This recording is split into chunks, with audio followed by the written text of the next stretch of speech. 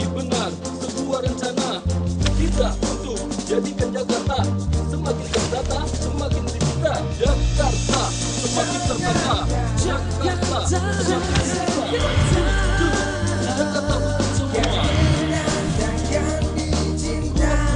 Kau MRT, JP, dan sepeda. Untuk keindahan Jakarta untuk semua.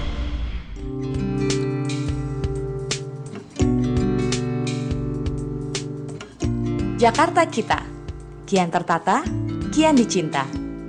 Begitu juga halnya Pusat Kesehatan Masyarakat atau Puskesmas. Puskesmas merupakan organisasi fungsional yang menyelenggarakan upaya kesehatan yang bersifat menyeluruh, terpadu, merata, dan dapat terjangkau oleh masyarakat.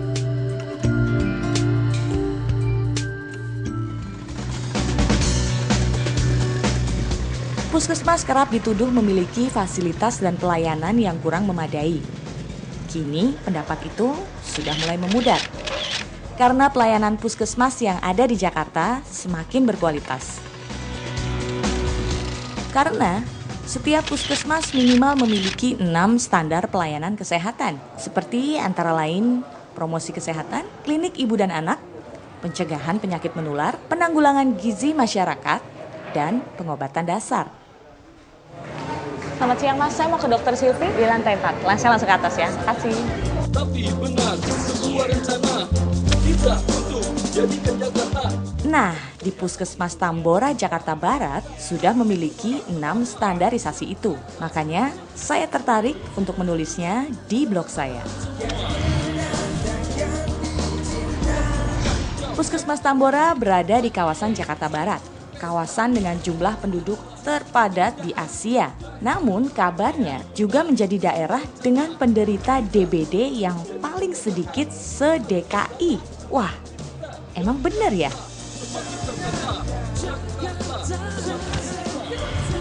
Selamat siang, Dokter Silvi ya? Oh iya. Iya. Selamat siang. Apa kabar dokter? Alhamdulillah, Saya sehat. Mia. Oh, Iya. Boleh Mari, duduk? silakan. Iya.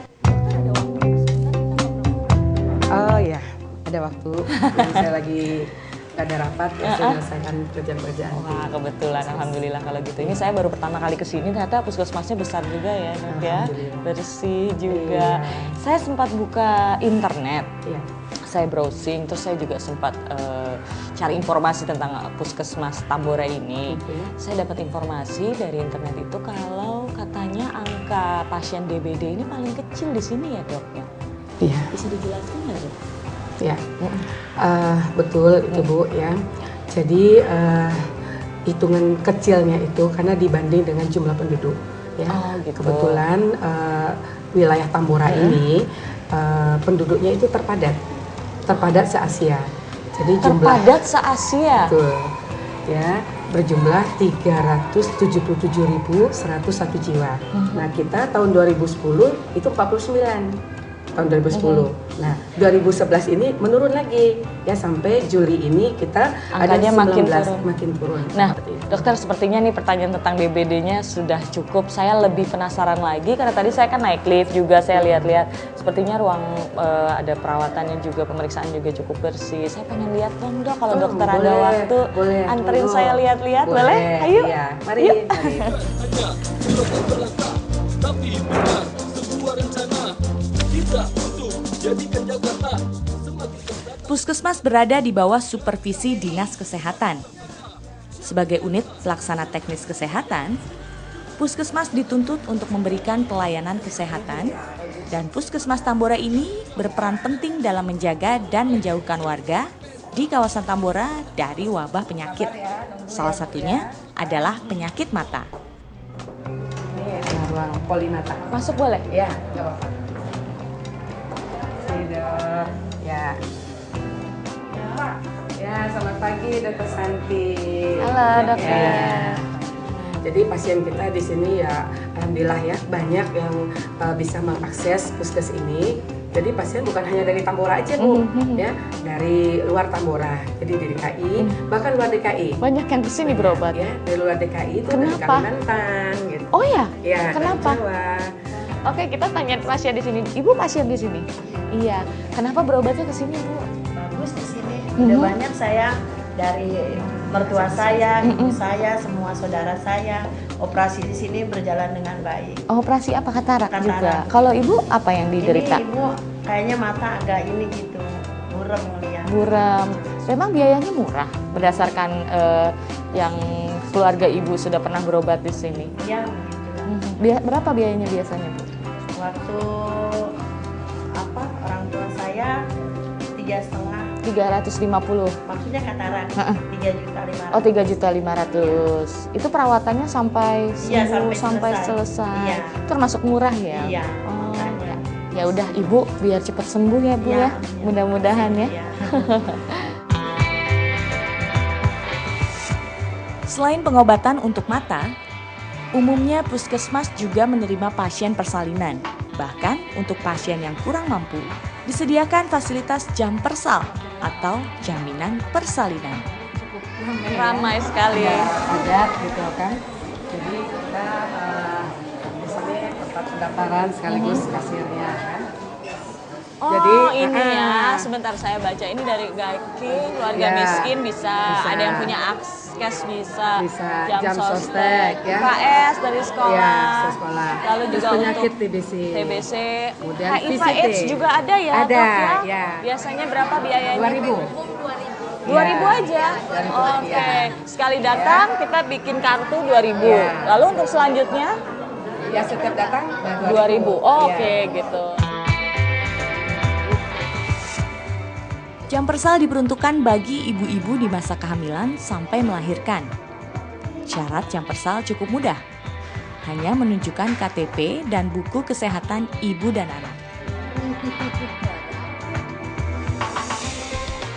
Memang biayanya semuanya gratis. Gratis dari ini berobat sampai Sejak awal begitu tahu hamil, Iya. itu langsung ke sini. langsung ke sini. Terus Gratis dari obat segala macam gratis, terus juga lahiran gratis. gratis. Nah, apa syarat-syarat yang ibu diminta dari pihak puskes supaya ibu bisa dapat biaya gratis?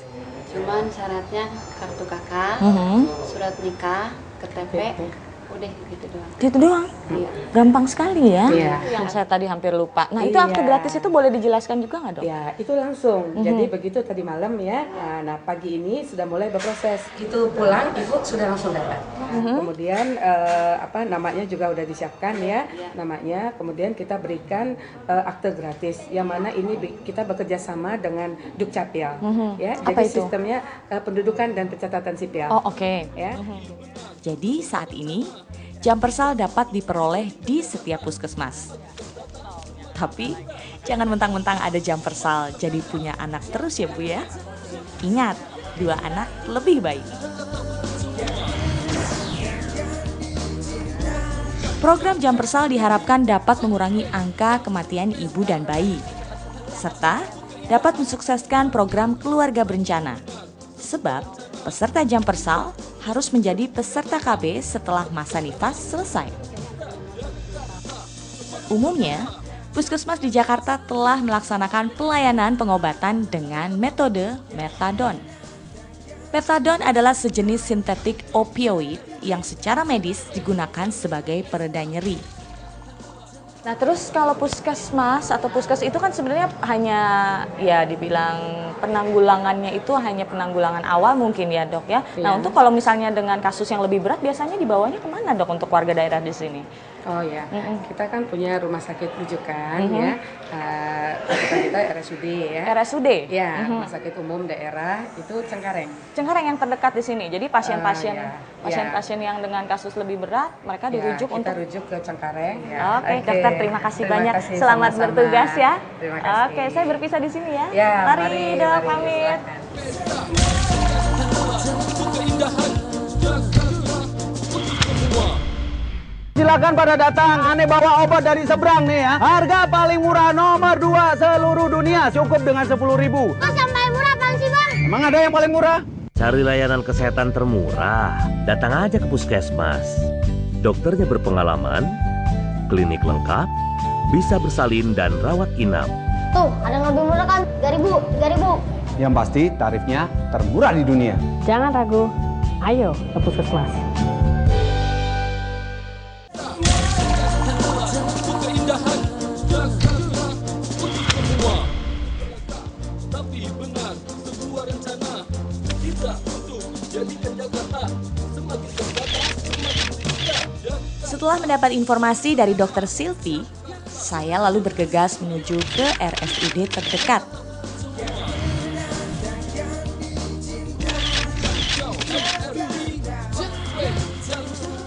Berbeda dengan puskesmas, rumah sakit adalah salah satu sarana kesehatan tempat menyelenggarakannya pelayanan medis yang lengkap. Keseriusan pemerintah DKI dalam menangani masalah ini direalisasikan dengan melengkapi fasilitas-fasilitas yang ada di RSUD. Umumnya, RSUD memiliki fasilitas pendukung yang cukup lengkap dan berstandar internasional. Dengan kelengkapan fasilitas, RSUD mampu menjadi jaring pengaman kesehatan bagi kalangan yang tidak mampu.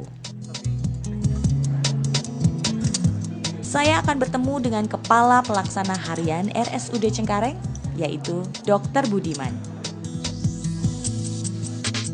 Untuk meningkatkan pelayanan bagi warga kalangan ekonomi menengah ke bawah, pemerintah Provinsi DKI melengkapi Rumah Sakit Umum Daerah Cengkareng dengan fasilitas laboratorium kateterisasi jantung. Penyakit jantung koroner merupakan salah satu penyakit pembunuh yang paling ditakuti di dunia. Penyakit ini berpotensi menyerang secara mendadak dan dapat berakibat gagal jantung.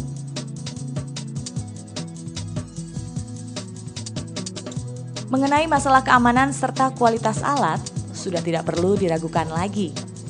Selain memiliki fasilitas untuk kateterisasi jantung, di tempat ini juga memiliki fasilitas hemodialisa.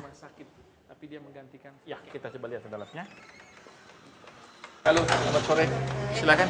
Sore. Teman-teman perawat yang membantu dalam proses pelaksanaan tugas cuci darah.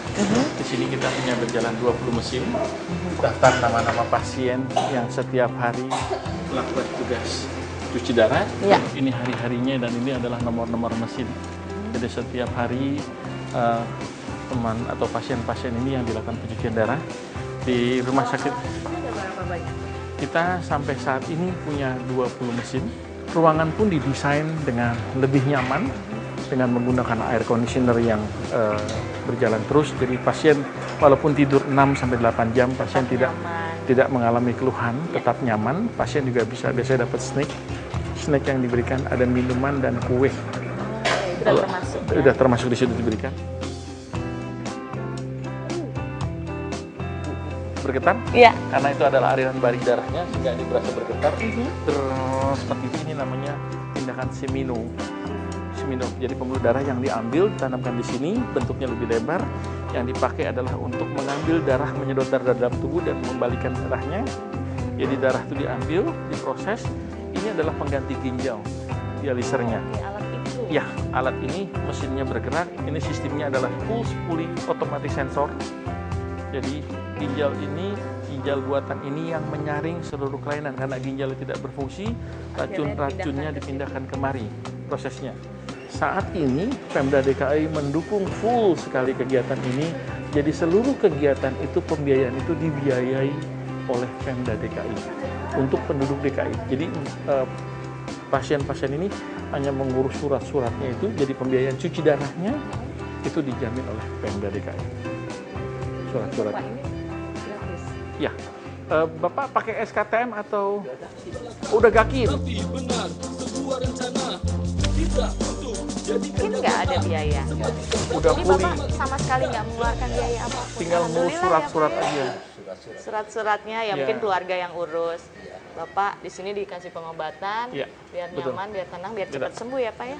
Kita sudah keliling Ya. untuk ruangan-ruangan spesial. Sekarang kita akan melihat ruangan rawat inap kelas 3, di mana ruangan itu full untuk pasien-pasien yakin SKTM kita itu ya. persiapkan Saya mau lihat. dengan kondisi yang nyaman dan dirawat secara baik. Pelayanan yang ramah serta kenyamanan dapat membantu proses penyembuhan pasien secara psikologis. Hal ini yang dilakukan di setiap RSUD dalam menangani setiap pasiennya. Pasien yang berasal dari golongan tidak mampu merupakan sasaran utama RSUD. Dengan menggunakan Jamkesmas atau Kartu Keluarga Miskin atau GAKIN, pasien dapat dirawat di ruang rawat inap kelas 3. Satu orang untuk perawatan 1 hari hanya dikenakan biaya 20.000, 20.000? termasuk 3 kali makan dan 2 kali snack. Kok murah banget tuh? Iya. Wah, ternyata besar dan sangat bersih ruangannya ya. Kita membedakan antara setiap bed dengan bed diberikan partisi agar setiap bed dan bed diberikan privasi untuk satu pasien dengan pasien lain disertai dengan gorden dan tutup proses seperti ini. Pak sana. 20 hari, 10 hari. Bapak di sini dengan menggunakan apa Pak? Proses SKTM atau SKTM ya. Bapak menggunakan SKTM. Di dalam proses SKTM-nya sulitnya Pak ngurusin surat-suratnya. Gampang Pak. Prosesnya. Kalau SKTM kan ada sebagian pembiayaan ditanggung oleh Pemda DKI ya Pak ya. Jadi hanya mengurusi untuk penduduk DKI, dia berhak untuk mengajukan surat keringanan di dalam proses itu dengan RT RW, terus mereka ngurus suratnya, surat keterangan tidak mampu dari RT RW, mereka ada verifikasi dari puskesmas setempat, mereka mengurus ke wali kota di Sudin Kesmas Jakarta Barat kalau di sini. Nanti dari situ prosesnya dari surat perawatannya disetujui dia di ACC, nanti baru dikirim ke dinas kesehatan prosesnya. Jadi pasien dirawat biasanya pembebasan biayanya dari ada yang mulai cost sharing setengah-setengah atau 25%, ada bahkan sampai kalau tergantung dari kondisi penyakitnya sampai pembebasan 0%. Jadi tidak perlu khawatir lagi untuk Bapak, Ibu sama semua yang ada di sini. Untuk berobat tidak usah takut, rumah sakitnya bagus, kelihatannya mewah, tapi ternyata harganya murah ya. Untuk menangani masalah kesehatan bagi golongan tidak mampu, program GAKIN dan Jamkesmas telah dilaksanakan semenjak tahun 2003. Hal tersebut bertujuan mempermudah bagi warga tidak mampu untuk mendapatkan pelayanan kesehatan dengan harga terjangkau atau bahkan gratis. Lalu, jika sektor kesehatan sudah mempunyai program yang cukup baik, kira-kira bagaimana dengan dunia pendidikannya ya?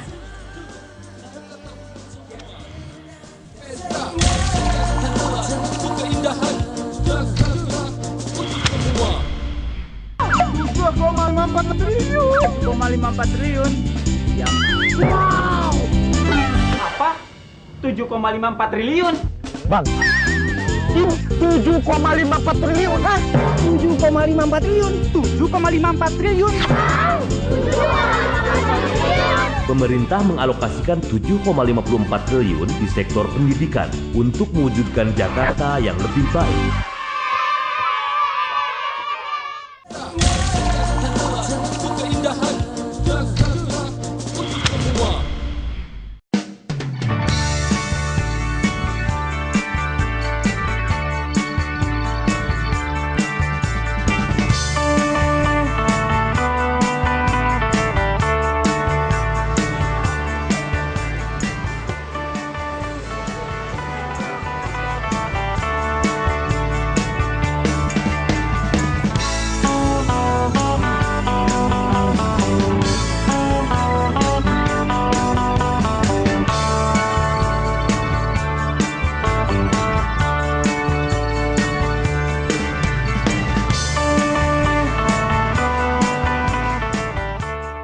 Di dalam tubuh yang kuat, terdapat otak yang cerdas.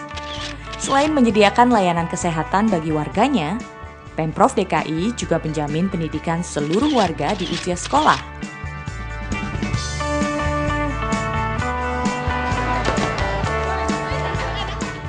Di Jakarta rasanya sudah tidak ada lagi alasan bagi warga yang tidak mampu untuk tidak bersekolah.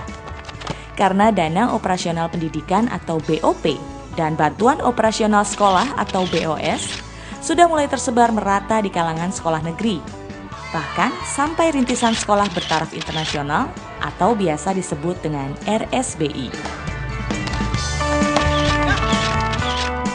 Untuk mengetahui tentang sekolah gratis, saya akan menemui Kepala Sekolah SMP Negeri 45 Jakarta Barat.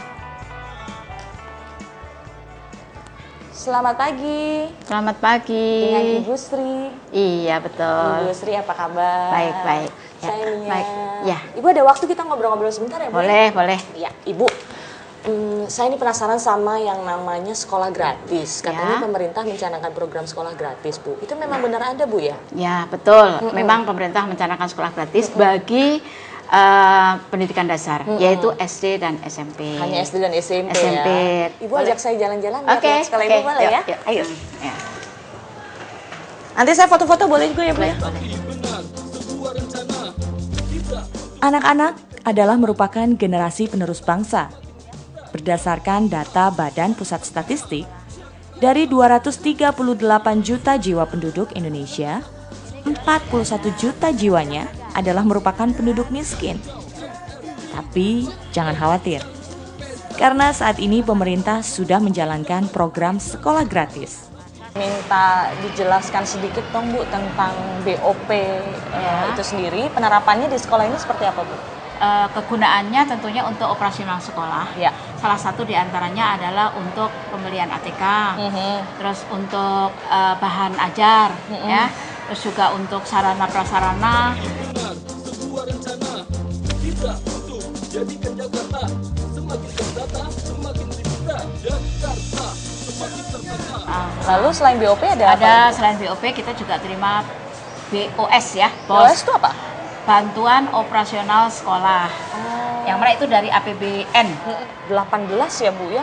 Ya, 18 banyak. ekstrakurikuler. Di antaranya Ya. ada 4 yang paling di ini ya, diutamakan. Di apa namanya yang paling diunggulkan lah. Betul. Ya. Di antara drum band, pramuka yang sudah go nasional, bahkan internasional, terus juga tari ya. Ada marching band. Ya, Lalu marching band kita sering dipinjam lah ya, dipinjam untuk tampil di DKI ya, di Jakarta gitu. Barat ini 45 sudah biasa itu dipakai. Lalu latihan setiap Latihan hari. tentunya setiap minggu. Kalau untuk tenaga ahli atau Ya, kita ada pengajarnya pelatih.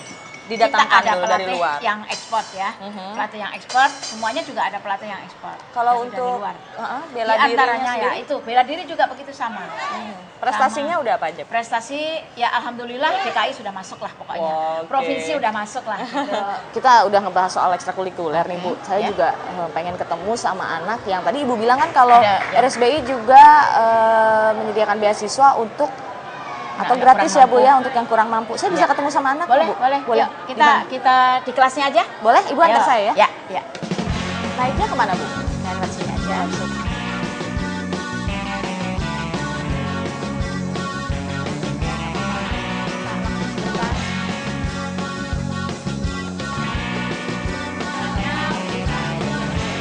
Hai, ini anaknya. Ya. Ricky, ya. Nah, silahkan. Halo. Halo.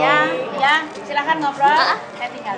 Iya, makasih banyak ya, Bu Sri ya. Ini aku dapat informasi juga tadi dari Bu Sri kalau kamu bisa sekolah di sini karena dapat beasiswa ya atau biaya sekolah gratis. Iya. Itu benar? Benar. Itu apa aja? Apa yang kamu dapetin dari sekolah gratis? Dari sekolah yang saya dapatkan itu keringanan biaya ya, keringanan biaya dari buat uang pembangunan saya diperingankan. Terus saya juga mendapatkan buku paket. Itu gratis semua? Ya, dipinjamkan yang buku paket dan LKS dikasih. Nah, selain itu apalagi keuntungan yang kamu rasain? Keuntungan yang saya rasakan itu ya orang tua terbantu sekali ya dengan Orang tua ya, dengan bos ini ya. Bantuan operasional sekolah ini bisa membantu keringanan orang tua. Ya. Jadi orang tua tidak perlu lagi mengeluarkan biaya lebih, lalu juga kamu sekolah bisa tetap sekolah seperti biasa, ya bisa membantu juga keuangan orang tua. Aku mau tanya-tanya lagi dong sama, ada nggak yang dapat beasiswa lagi yang Ada. prestasi? Namanya Ego Reonal. Lagi antri nanti? Oh iya.